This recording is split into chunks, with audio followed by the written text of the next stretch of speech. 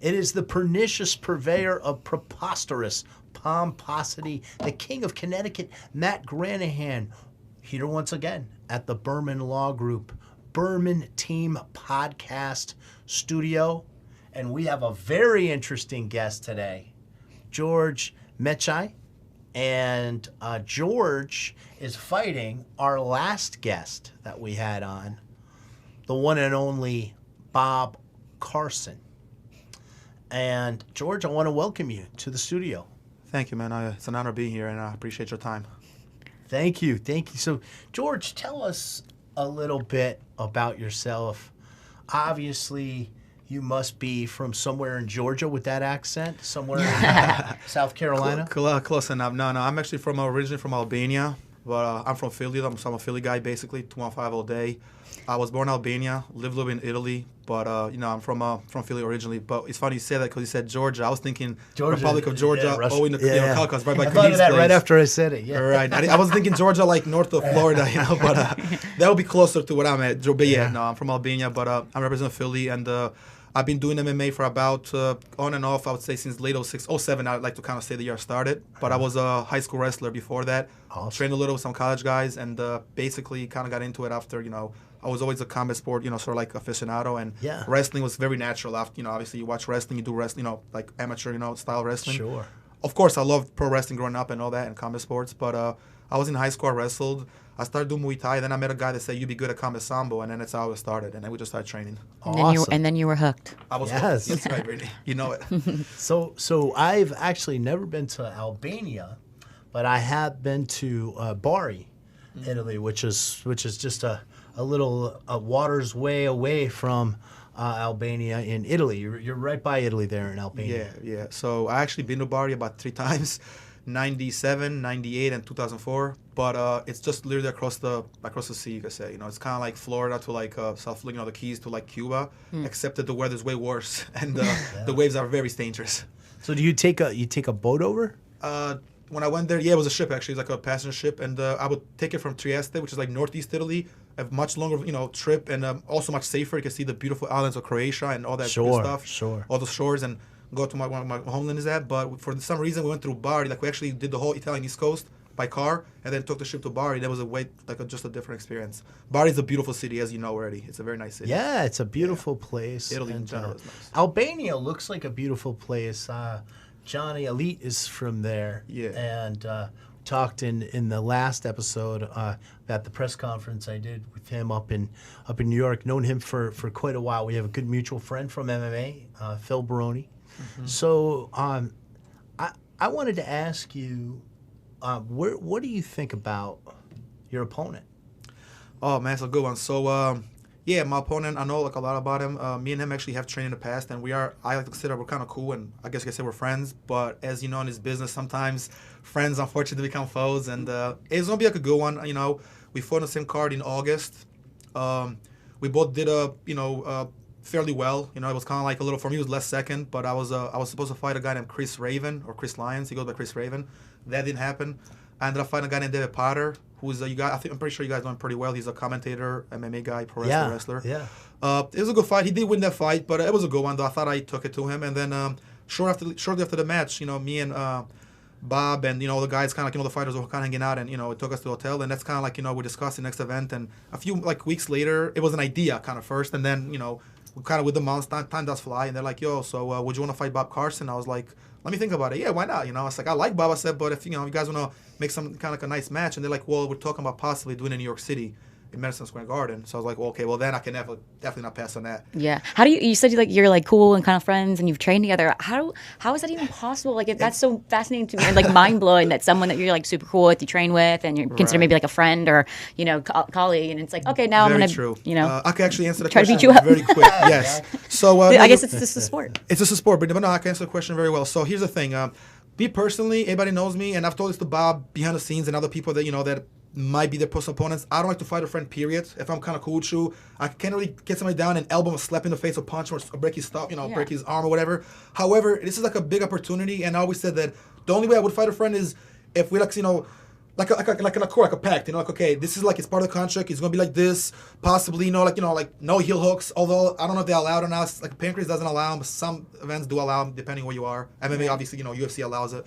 So, like, it's kind of like one of those things where we'll fight, but that's it. I don't want to do like no rematch. If it's a title thing, who made the best man win, and we'll just kind of put the friendship aside just for the time being. May the best man win. May the best man win. We spar, we punch out in the face a lot, so it'll be like sparring, but we'll take a little more intent. And like I said, the may the best win. I would never really hurt a friend. I don't really want to hurt my opponents, but it's a difference in MMA. And I'm sure I met Matthew here could tell you. You can hurt somebody, like just kind of like hurt him a little, like, punch him out. He gets a little hurt. It's all good. You can really hurt him. You can injure him. I don't want to really hurt nobody. I don't want to injure nobody. I just want to hurt you a little just to kind of scare you and win the fight. And that's it. Okay, after that, we drink a beer, Yeah. It's all good. It's all good. And you and Bob have sparred before. You've rolled before, right? Yeah. It's not like you're unfamiliar with him. And that actually kind of gives you an advantage, not over him, because he knows you as well, the fact that you guys are familiar with each other so much. That makes for an interesting fight. Yeah, I think it's an interesting fight. I definitely believe that he knows me pretty well. I mean, we haven't sparred like for years, but we sparred enough to where he probably understands a little how to fight. He might know what's coming. I might know what's coming. Bobby's, like I said, we're about the same size. Height-wise, he might be slightly taller than me, but it matches perfectly. I know he's a little older than me, but I don't think in his case it's going to really matter too much.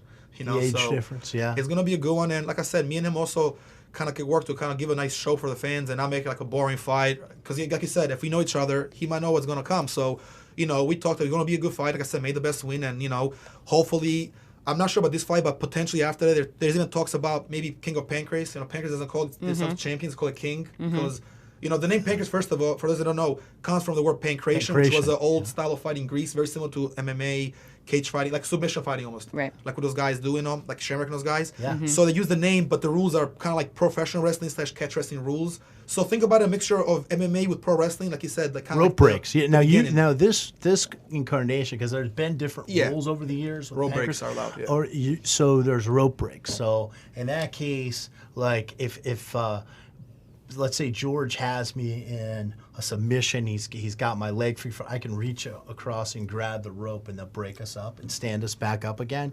That really makes it a lot different of a fight. It makes it a much faster paced fight and a better fight for the fans, as well. And it also changes the whole dynamic of the ground game and the positioning of where you are in the ring. That's absolutely true. And also, it's not in a cage because, in a cage, you can grab the cage, but obviously that's not, you can't really do it. It's not allowed.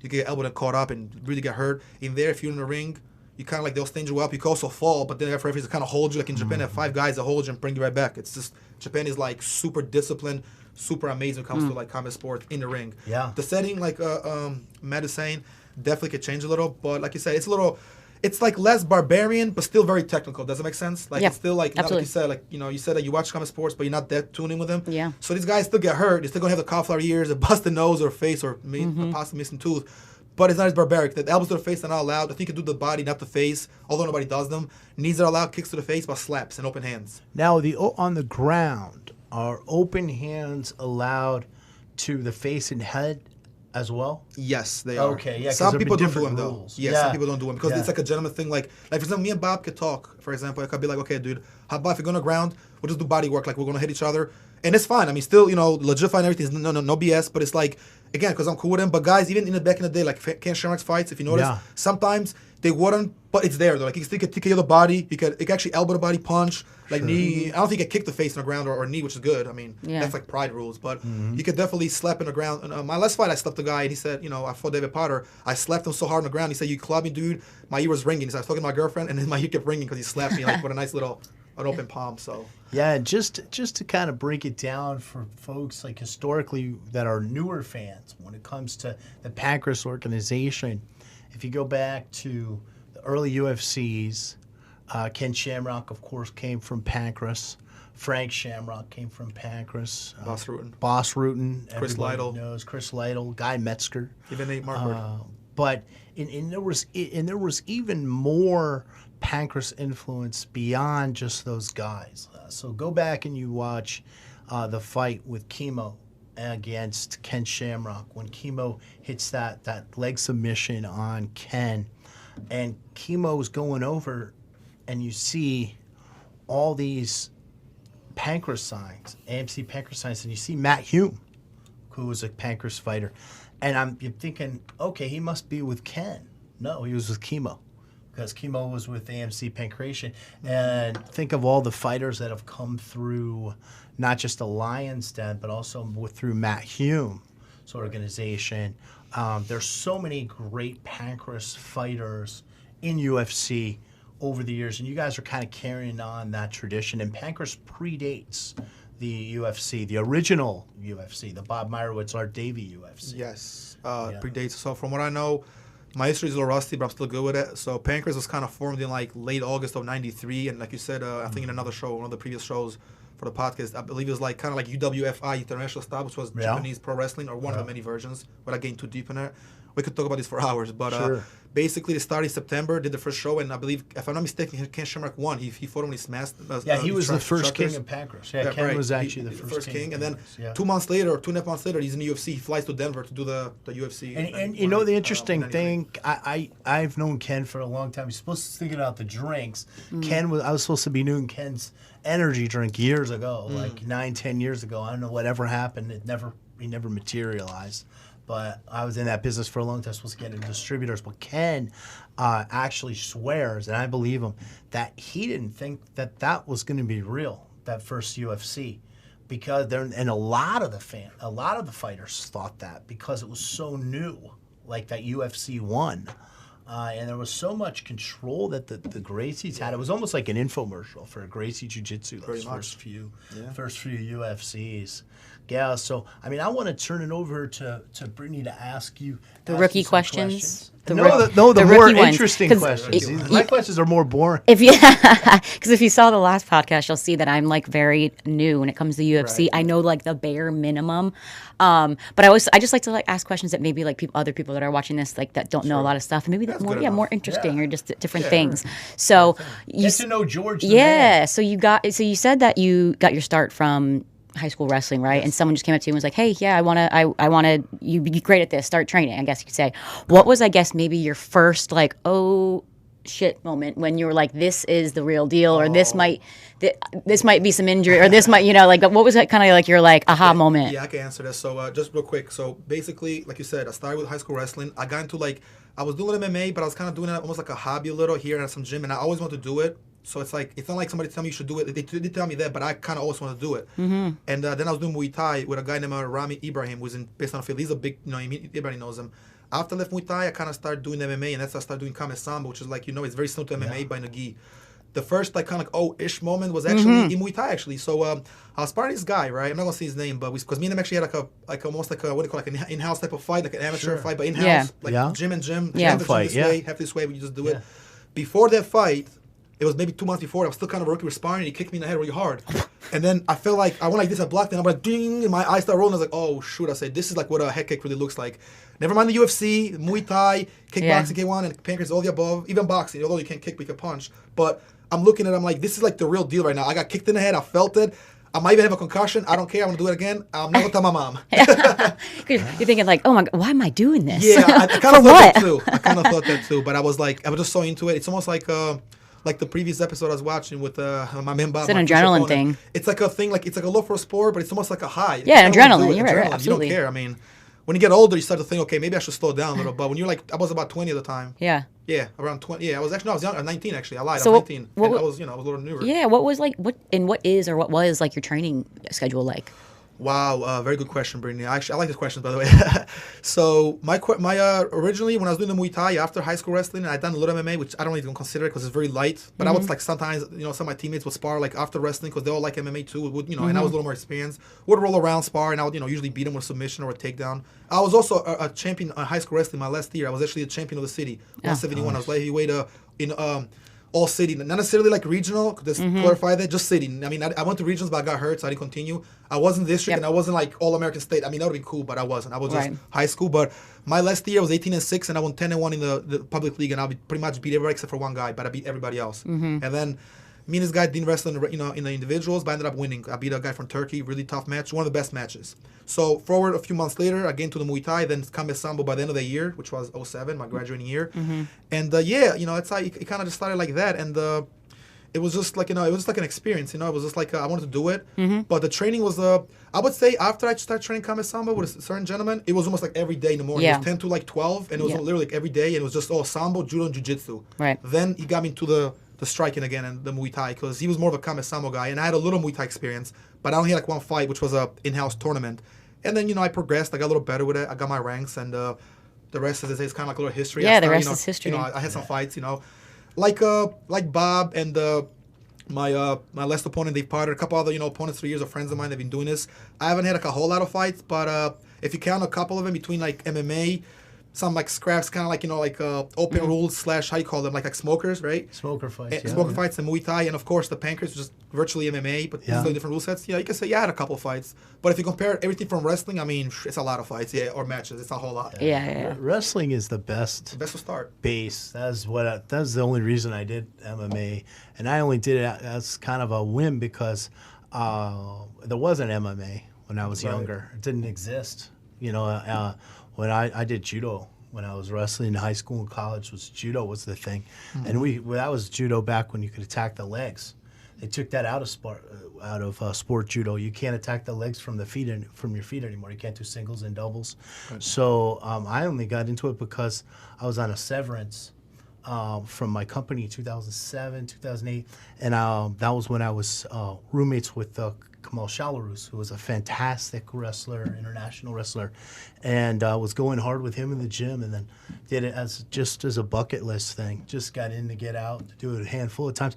But I met so many people from the industry and got into so many other aspects of the sport, and it's such a great sport. And that's my question to you, George, is where do you want to go if you could map out the next 5 or 10 years? Right, that's a good question too. So for me, it's kind of like I still want to do this as a professional, but not my main thing necessarily. Yeah. But I just definitely see myself opening a gym and like everybody else, kind of operating a gym, and getting a few things underway, and kind of maybe possibly even managing some fighters. But now, since I'm kind of with Pancrase, kind of like you can say, they kind of snatched me up, because I was training somewhere else, and I was gonna compete for a league called UFL, Universal Fight League, which is starting in the PA area, Philly area, tri-state area. And they also have some, gyms every other places like Taiwan, not China yet, but I believe Japan, Philippines, Thailand, Brazil, etc. But they're based in Philly now. Pay is big over there. Yeah, the pay is big there. So I was going to do it with them, but then I ended up sort of like joining forces with Pancrase, and you can say they kind of snatched me, signed with Pancrase, and they got me some fights. And instead, after my last fight, they asked me I was going to fight somebody else. Then instead, what about you and Bob Carson? That's how you all kind of started. Like, okay, so we could do it. And of course, when they enticing you, were like, well, Madison Square Garden, you're like, whoa, I'd love to do that. So that's kind of how that went. So yeah, in a few years, definitely want to keep competing. But at this point, I'm 33 years old. I'll be 34 this year. I don't care if I go to UFC or not, or even Bellator. I just want to do it and get even into smaller leagues and kind of do it more like for the love of the game and more just do it for myself because I love to do it. I'm a competitor.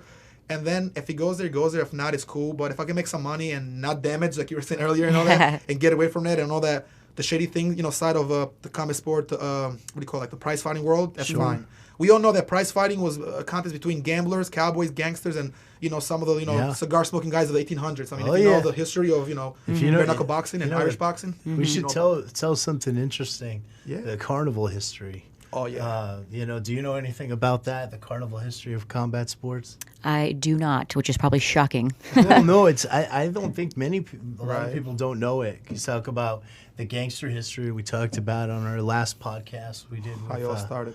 Bob Carson, but the carnival history is really interesting too. The traveling carnivals, they had boxing tents and they had wrestling tents, and it was a con game basically. They would have who was the barker, who would say, "I see you out there, all you punks. You beat your wives. Come out here and face my boxer. Come up here and face my wrestler." And what they would do, they would have what's called sticks in the crowd because these people obviously, they're looking at a boxer or a wrestler and they're like, I can't beat this guy. So they'd have the sticks come up and give them a really hard fight. So that's let the stick win. The stick was like a plant. And then, you're sitting there in the crowd and you're like, and your friends and your wife or your girlfriend or whatever, you're drinking beer, and they're like, come on, you're supposed to be the local tough guy. Come on up there. And you get in there and they break your arm or break your ankle or break your leg and send you off and take your money. So it was all gambling. So it was like, you could double or nothing on your money. And that was out of the carnies where the submissions kind of came from. That we hear about submissions in jiu-jitsu. A lot of people don't realize the Gracie family, they actually ran the carnivals down in Brazil, and they were trained by Mitsuyo Maeda, who was a traveling carnival wrestler and judo player. And that's where the Gracie jiu-jitsu that you hear about came out of. So it always had roots, and with gangsters, with con men, the fight game. Definitely. And also, if I could just add to that, so basically the Japanese guy, he was helped by a guy named Gustavo Gracie, which was like not the grandfather of Royce, but something like that, right? Maybe like the grand uncle. And in return, he trained one of his sons in, his style of, jiu-jitsu, which really was judo, Kosen judo, which is a style of judo from Japan. Yeah. And then they all learned it, they modified it. It became what is known as Gracie Jiu-Jitsu. Eventually, other Brazilians that weren't Gracie started doing it, became Brazilian, because people don't know the difference, or they might have never heard. They just know, Jiu-Jitsu. Well, you have BJJ, Gracie Jiu-Jitsu, Jiu-Jitsu, Judo. I'm one of those people that I'm like, there's so many, I don't even know. I know the main ones, Jiu-Jitsu, right. Judo. You probably see the Brazilian Jiu-Jitsu name in the studios everywhere. Of course. Big money in that. And my husband is actually, he was a black belt in Kempo karate. He owned his own studio and all that stuff too. So I'm like, awesome. I know that one, but I don't really know that there's so many. The Gracies kind of like beat a lot of those guys because they didn't know a lot of the ground game, and that's kind of how they made their name in the UFC. A lot of Kempo guys, and Kempo's a great art, by the way. I actually train Kempo too. I'm a black in karate, but I do Kempo too. And I mean, they're beating Kempo guys or kickboxers, but they know nothing about groundwork. When it got a little more tough, things changed. But I mean, the Gracies are still, they did their thing, so they should be respected. Sure. But at the same time, like you said, it was kind of like they knew what they're doing with the UFC. Sure. It was what they did was really smart marketing scheme. When they put this. I feel like that's everything nowadays. Yeah, and it's all about marketing. Yeah. They took their guy. It was essentially the same con that was out of the carnivals, where it was the guy who looked like he couldn't beat you. But that was really dangerous. That was who Royce Gracie was. And then they put guys in there that didn't know any groundwork. Like I was on the phone with Dan Severn when we first came in here. He just called me, and he fought Royce in one of the early UFCs and gave him a shellacking. I mean, he tossed him around, held him down for 1995. Held him down for almost a half an hour, and then finally, Royce caught him in the triangle choke. Now you can debate if Dan will put a little shadiness on that, if maybe there might have been a payoff on that. I don't want to say for sure, but that's how that one ended. But Royce in general, he beat everybody. Yeah, Royce Gracie, he's a big name in the UFC martial arts world. He'll always be remembered because of that, because the first UFC, which was obviously a tournament. It wasn't really what it is now. So. Yeah, like Ken Shamrock, like he choked Ken out with his gi, and he was the only one wearing the gi. So Ken is way stronger, but Royce just caught him somehow. You could say he just got a little in the right place and with a gi. Choked him with a lapel. Yeah, and the Gracies have done such a fantastic job in marketing themselves and the studios, and their style and everything. And that's what it's all about at the end of the day. Mm-hmm. If it don't make dollars, it don't make sense, as they say. Money makes sense for sure. Yep. Where can we find you? Like, are you on social media or anything like that? If you want to follow? No problem. So I'm on social media. I'm on Facebook.com under just George Mecaj. So just kind of spelled the American way. My name is like kind of hard because it's spelled the Albanian way. But for my fights, I make it easier for the reporters and the announcers. So just the regular way, Georg, Mecaj, Mecaj. I'm on Instagram at GMac88, so it's GMac as in MACK88, and it's pretty easy to find. I'm also on, I'm on Twitter under GMecaj, just G and then my last dot Mecaj88, which I don't use as much. And I also have a podcast. It's called the Locked In Podcast, and on the social media is _locked_in_podcast, and we do shows weekly. Actually, I haven't had a couple guys from the fight world that I'm cool with. I'm trying to bring him in there. Bob actually has been on the show before. I'm trying to bring my old opponent that I fought recently, Dave Potter. Yeah. Bob was there like in October, like after we kind of like became a little more cool. Sure. Before we knew we were going to fight each other, because obviously and also we didn't want to announce too much on the podcast, but we had a good show. I was actually listening to my podcast with Bob on the way here because it was such a boring flight, and I was like, and it came out kind of good.